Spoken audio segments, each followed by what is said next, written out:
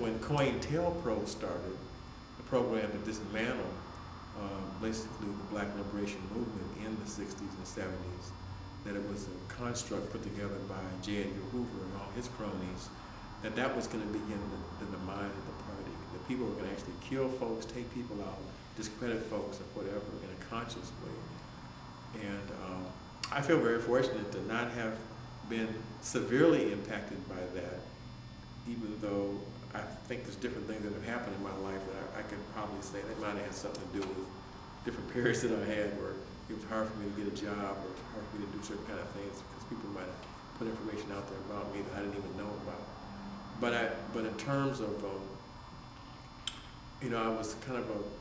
I was just a foot soldier in a way.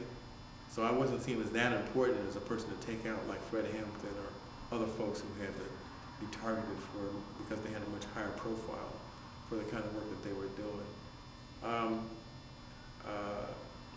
But I'm glad in a way that I had that profile because I'm still here. I mean, I'm still able to tell the story.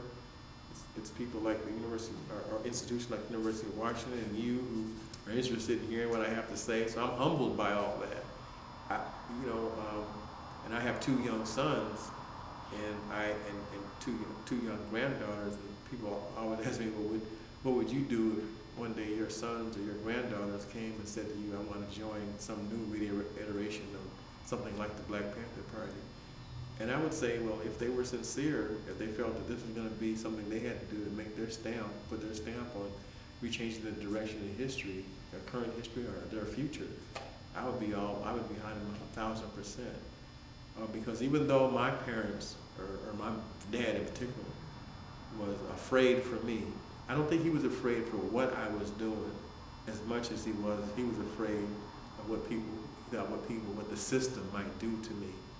And as he learned, they were already doing it to me.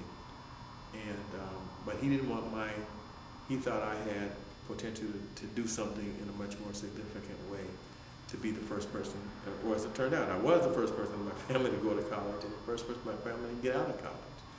So that for him, that was a real milestone, and that he was glad that I kind of stuck with that, and I ended up changing some of the dynamics in our entire family to be able to be a person who could say what they mean and mean what they say. If I said I believe in education, and I finished my education, even though I didn't have,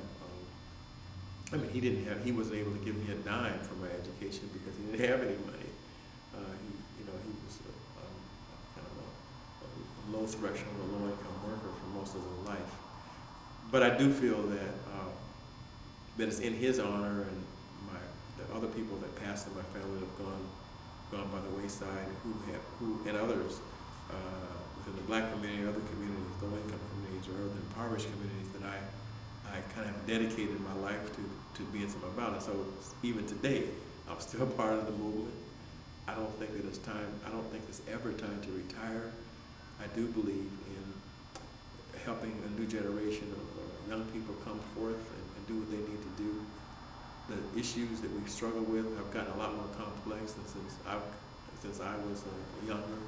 We have globalization and how the global economy has captured whole continents, where you have people in Asia, Latin America, and now a burgeoning number in Africa that are being caught up in a cycle of almost like an economic slavery that's hard to get out of.